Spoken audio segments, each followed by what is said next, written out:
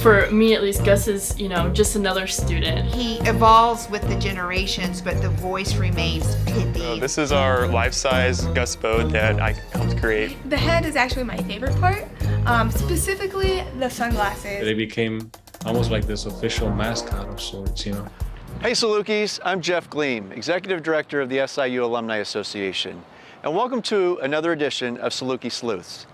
In this episode, we're going into the newsroom of the Daily Egyptian to learn more about Gus Bode. Those of you who have read the Daily Egyptian will know exactly what I'm talking about. Here's Anna Toomey with more.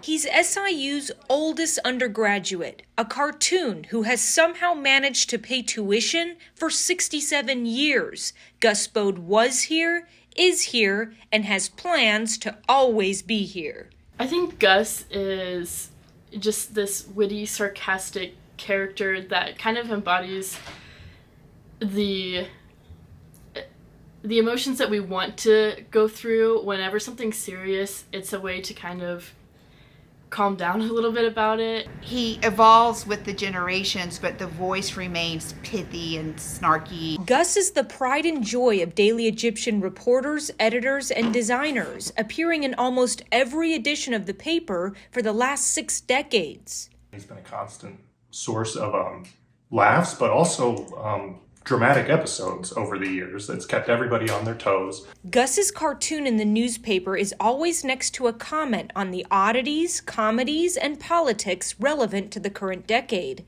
Sophie Witten is the current editor-in-chief of the Daily Egyptian and heavily involved in brainstorming Gus comments. At the end of the week, whenever we're doing print, that's where Gus can come in. Gus is often based on what is getting a lot of attention, and sometimes it's something very small. I remember over Halloween, there was someone who dressed up as an Amtrak train for Halloween, so we dressed Gus up as an Amtrak train. Sometimes the drawing comes first and then the caption, and sometimes the caption comes first and then the drawing. Annie Hammock is the managing editor of the Daily Egyptian. She's worked in local and national newsrooms all over the country. I've been at many schools and with newspapers, and they've had editorial cartoons, but not like a character that really speaks for the student body the way Gus Bode does. Gus is anyone and everyone. The design is simple but nuanced. Daily Egyptian design chief Peyton Cook shows us how modern Gus comes to life. Then I usually start with his face shape so I can get a nice, something like that. I can smooth it out more like that. The hardest part is definitely the ear. So going in for that ear, a nice round, kind of like that. Then you go for the hair.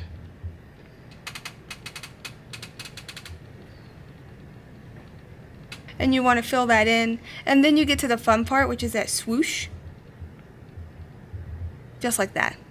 Gus has gone through decades of design change, influenced by the tastes and aesthetics of changing times. Gus was first referenced in the Egyptian in April of 1956. At that time, he was only a voice with no image. Gus wouldn't be officially illustrated until 1962 by the late D. Alexander. He's been drawn by many people. He's been written by many people. He's a product of decades of SIU students. Jeff Ritter is a former Daily Egyptian reporter who graduated in 2004.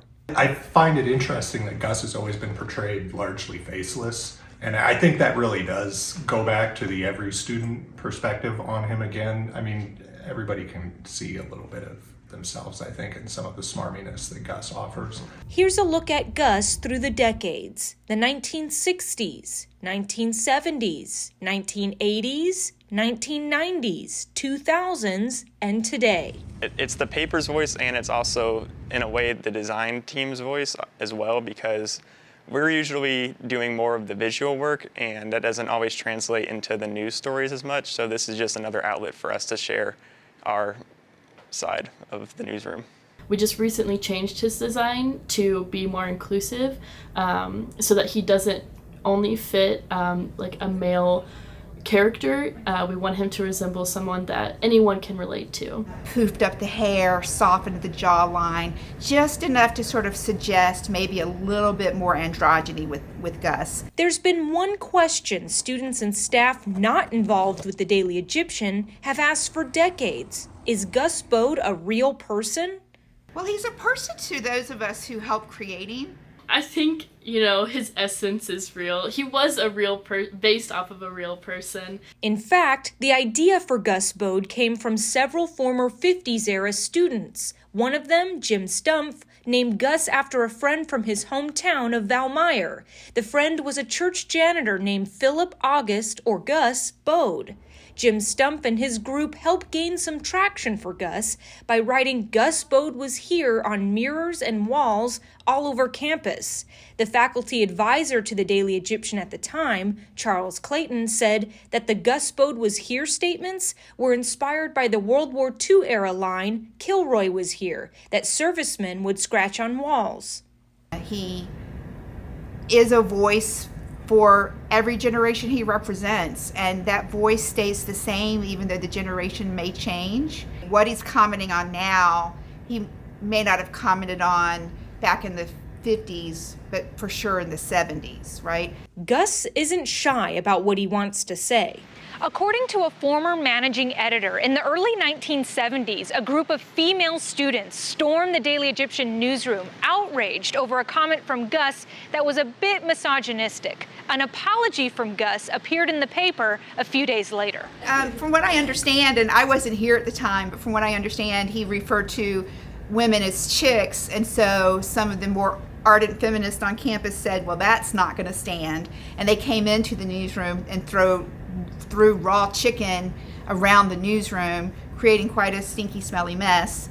That's the story I've heard. I think people that are interested in him give it the value, I feel. The people that are having to draw it now give it the value. Alex Ayala was a former designer for the Daily Egyptian who drew Gus back in the early 2000s. He's the creator of Gloria Bode, the short-lived cartoon cousin of Gus who appeared when the newspaper was just starting to publish online.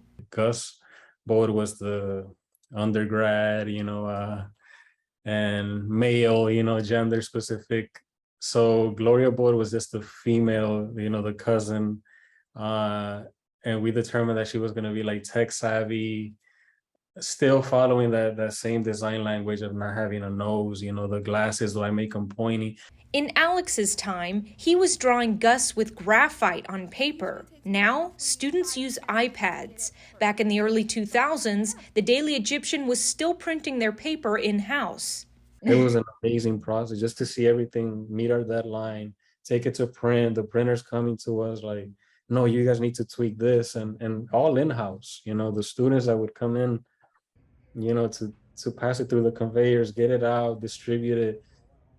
Those things, you don't see those things. I would say you don't see them anymore. Gus would come up at the end of every page one meeting, and that would be the most intense discussion, no matter what. Jeff Ritter says there was a moderation with Gus's snarky comments when aspects of the news that day called for it. There has always been, I think, a sense of good judgment. There have been certain events that have happened where the editors knew that this is not an appropriate time for Gus to make an appearance, after September 11th, after, major political events, turmoil. As the Daily Egyptian continues its mission to report campus news through the voice of students, Gus remains an important part of that. Not that many college newspapers are still printing print editions. They're going online only, and we are still printing at least once a week. We're doing regular editions, really nice special editions like Black History Month, Sexual Health Awareness, Mental Health Edition, and these are coming out in print, and we're distributing to 7,500 people around the community, and that is important. When times are tough, or you might be feeling down, Gus's humor is only a newspaper away. For me, at least, Gus is, just another student. He's trying to make his way as a student and get through college life, which can be very difficult for a lot of people. And he just kind of embodies what a student is like at SIU. Well, thanks for watching another episode of Saluki Sleuths. I hope you learned something. I know I did on this episode. I want to thank all of our university experts and folks from the Daily Egyptian for participating in making this episode come alive. We're always looking for ideas, so please keep those ideas flowing into us. And as always, take care and go Dogs.